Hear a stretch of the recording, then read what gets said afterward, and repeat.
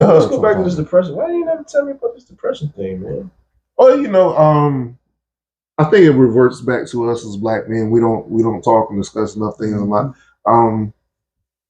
During my uh motorcycle accident, I endured a lot of depression. I mean, for a good majority of the time, you go from someone 240-pound athlete, semi-pro linebacker playing football, didn't have a care in the world as far as my financials were concerned at that point in time, to being hospitalized, not knowing if you're gonna walk the same, if you're gonna walk without a hitch or a limp, not being able to provide for your family. Heck, I mean, even with that mentally weighing on me, there's the physical part where, like I said, I was 240 pounds when I was in the hospital. I was 180 something pounds when I got out of the hospital. Yeah, the steroids were gone. Never been a steroid in my life. You know what I mean? So going from that to that, you know what I mean, it weighed on my mental a lot. So I often thought, like, yo, why am I still here? You know what I mean? There's nothing I got to offer for my family right at this point in time. There's nothing I can do to change that. You know what I mean? Beforehand, if there was something wrong, hey, look here. Not making ends meet, I can do X, Y, and Z. I can go out here and go get it. I can make things happen.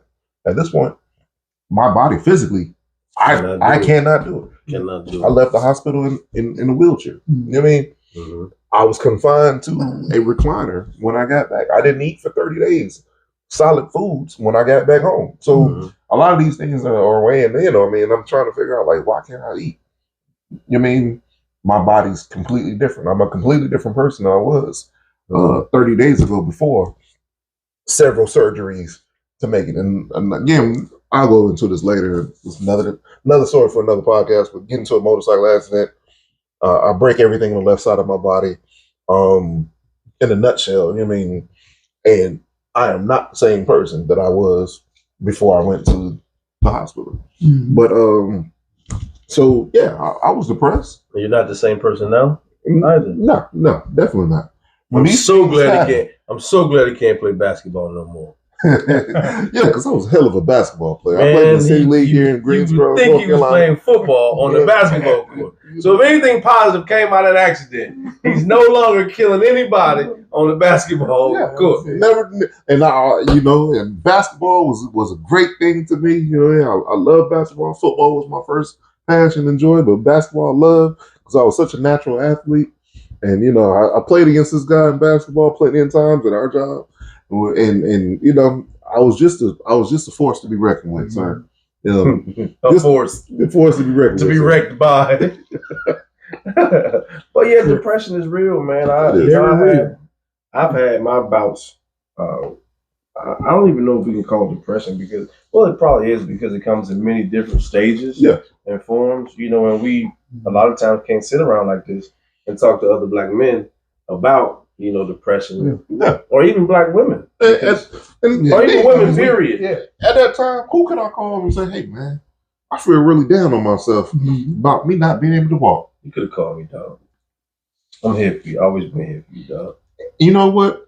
Speaking of that, and when I did call you, what'd you say? Come to the gym. Come to the gym, baby. Come to the gym. Let's get it. So me on a walker and crutches. Get to the gym to get this brother because I called him. Hey man, I need something, man. I need something regular, something back in my life that I normally would. Come to the gym. I got you. I got you. And I call and tell him, look, man, my body's not the same. I'm not the same. I can barely move. Get to the gym. You know what? This brother's he got my back. He's gonna get me back strong again. First day in the gym, he tells me, hey, come to the green area. Green is the carpet. It's the carpet. AstroTurf area. Hey, I know this green area. He looks at me and says, hey, get on the floor. Excuse me? Get your ass on the floor. Get on the floor. I look down and look back at him. This floor? Yeah. Yep. Get on the floor. So, again, I got to reiterate. I came to the gym on crutches this time. Mm-hmm. You know what I mean? I left the walker at home. Came to the gym on crutches. All right. Everything on the left side of my body has been broken. Yeah. It's been reconstructed. Mm-hmm. I even ain't rebuilt. It's been reconstructed. Mm-hmm. All right. So getting on the floor is a task. Yeah. How, Sway? How do you expect me to get on the floor? I can't even bend my knees. Yeah. I can't even bend my knee. You gotta go back to why I had you do that. Because this guy wanted to make fun of me. You know, the same guy that said I should have called him when I felt depression. First You of all, bring me into the gym while I'm depressed and tell me to get on the floor, knowing damn well I can't get on the floor. I'll put you on in a rolling chair, seated rolling chair first. Don't forget that. That got you closer to the floor. But you leave that part out. So this is why he had to do all of the stuff, get on the floor. Because he's in the green area. I walk over there. He done picked up dumbbells. Mm-hmm. Trying to curl dumbbells. The doctor done told him, don't do that. Yeah. Okay, I fix his ass. He say, bro, what you want me to do, bro? Get your ass on the floor. And then, he finally got down there. He said, what you want me to do? Get your ass up. I'm gonna tell y'all something. I can't. Well, stop leaving the Wiz tells this story the best because he was there. And the Wiz, that's my workout partner. Had been for quite some time, so many years at that point in time too as well, and knew me the best when it came to the gym. He tells the story quite well. I don't like him either. But that's another story for another time. Podcast. Yeah, man. I mean, like different situations will take you into depression. Mm-hmm. Doesn't always have to be an injury. You're right. One day you could go into work, right? And women, I'm asking you guys, if you are married or have a significant other, don't always be on him. Sometimes you got to just see if he's okay. Mm. You know what I'm saying? Because what he feels like he has been able to provide for you, you can feel like it's great what he's doing for you. But if he feels like he should have been able to give you a better life than what you have by now, it does something to a man. Yeah. Right? Yeah. So it could be something as simple as you go to work, right? And you could be legendary at your job and know all the stuff in and out. And they could hire somebody for a similar position like yours and are willing to pay them more money. But you have to teach him. Yeah. You have to teach him what to do. Oh, yeah. That could be enough to send somebody into depression, or a whirlwind, So you gotta really look out for people and don't always be adamant. Brothers, white or black, it doesn't matter.